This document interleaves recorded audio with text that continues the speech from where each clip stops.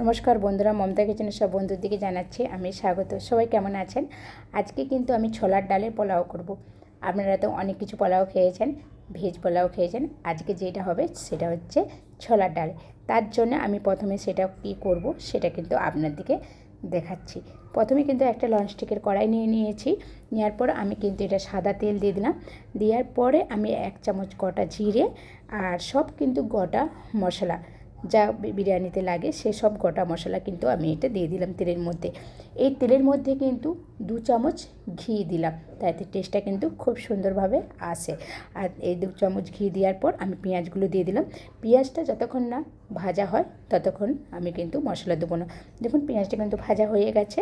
এরপরে কিন্তু আমি যেটা দেবো আদা আর রসুন আর কাঁচা লঙ্কা একসাথেই কিন্তু এটা বেটেছিলাম, সেটা আমি কিন্তু দিয়ে দিলাম। দিয়ে কিন্তু আমি একটু কষে নিচ্ছি আর যাতে আদা রসুনের গ্যাসটা চলে যায়।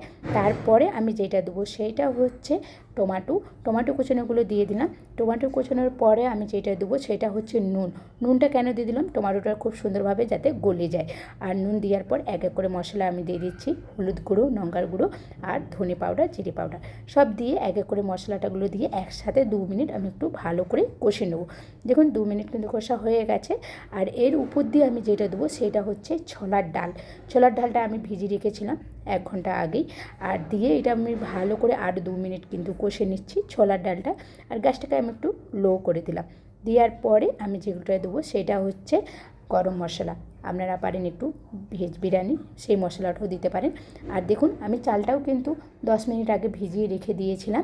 ভিজিয়ে কিন্তু আমি এটা ছোলার ডালের সাথে আর মশলার সাথে সব একসাথে মিক্স করে নিচ্ছি।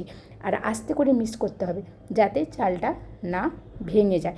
দেখুন আমি মশলাটা মিক্স করে আমি জল দিয়ে দিলাম। দেওয়ার পরে দেখছেন আর খুব সুন্দরভাবে ফুটছে। গ্যাসটা কিন্তু এখন লো করা যাবে না, পুরো ফাঁস করেই রাখতে হবে।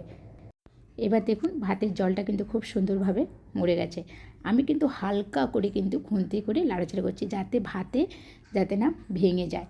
এইভাবে আমি কিন্তু হালকা করে এটা কিন্তু এবার আস্তে করে রেখে দিচ্ছি।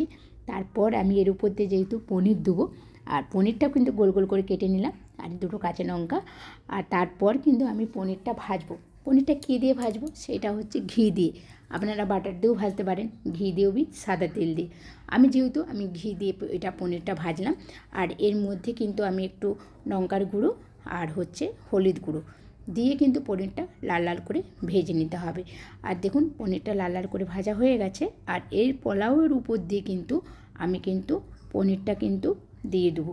তারপর হচ্ছে এক এক করে যেটা দেবো সেটা হচ্ছে ধনে পাতা কুচোনো উপর দিয়ে, আর হচ্ছে এই গোলমরিচ পাউডার উপর দিয়ে সব কিছু ছড়িয়ে দিচ্ছি। আর এইটা কিন্তু গ্যাসটা লোই থাকবে। পুরো 10 মিনিট এটা ঢাকা দিয়ে একদম আঁচে কিন্তু রেখে দেবো, খুব সুন্দর। আর সামান্য ঘি দিয়ে চাপা দিয়ে এখন রেখে দিলাম। রাখার পরে কিন্তু দেখুন আমি খুলে দেখলাম ধোঁয়াটাও কিন্তু খুব সুন্দরভাবে উঠেছে আর খুশবুটাও সত্যিই খুব সুন্দর উঠেছে।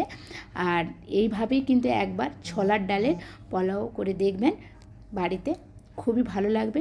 আর ভিডিওটা ভালো লাগলে অবশ্যই একটা লাইক কমেন্ট করবেন। ভালো থাকবেন, সুস্থ থাকবেন। নেক্সট ভিডিওতে আপনাদের